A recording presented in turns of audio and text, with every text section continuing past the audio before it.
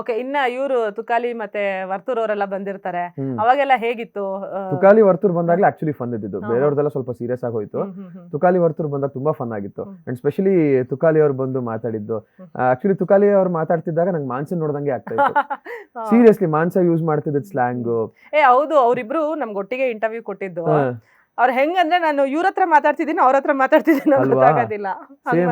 ಮಾನ್ಸ ಮಾತಾಡ್ದಂಗೆ ಇರ್ತಾ ಇತ್ತು ತುಕಾಲಿ ಅವ್ರು ಮಾತಾಡಿದಾಗ. ಸೊ ನಂಗೆಲ್ಲೋ ಮಾನ್ಸನ್ ನೋಡ್ದಂಗೆ ಅನಿಸ್ತಾ ಇತ್ತು. ಸೊ ಅದೊಂದು ಖುಷಿ ಇತ್ತು. ಅಂಡ್ ವರ್ತೂರ್ ಅವ್ರು ಬಂದಾಗ ಇವ್ರಿಬ್ರು ಬಾಂಡ್ ಇಷ್ಟು ಚೆನ್ನಾಗಿತ್ತ.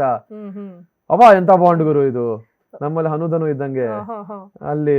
ಇಲ್ಲ, ಇಲ್ಲಿ ಹನುದನು ಏನಾಗತ್ತೆ, ಸ್ವಲ್ಪ ಇವ್ರು ಬೇರೆಯವ್ರ ಬಗ್ಗೆ ಮಾತಾಡೋದ್ ಕಡಿಮೆ. ಯಾರು ಹನುಮಂತು ಮತ್ತೆ ಧನರಾಜ್ ಅವರು, ಇವ್ರಿಬ್ರದ್ದು ಕಾಂಬಿನೇಷನ್ ನೆಕ್ಸ್ಟ್ ಲೆವೆಲ್ ಇರ್ತಾ ಇತ್ತು. ಎಲ್ರ ಬಗ್ಗೆ ಮಾತಾಡ. ಓಕೆ, ಇನ್ನ ಹನುಮಂತ ಅವ್ರಿಗೆ ಏನಾದ್ರು ಗೆಲ್ಲೋ ಚಾನ್ಸಸ್ ಜಾಸ್ತಿ ಇದೆಯಾ ಅಂತ? ಯಾಕಂದ್ರೆ ಅವ್ರು ಏನ್ ಮಾತಾಡಿದ್ರು ಎಲ್ಲೂ ಯಾರ ಬಾಯಿಗೂ ಸಿಕ್ಕಾಕೊಳಲ್ಲ.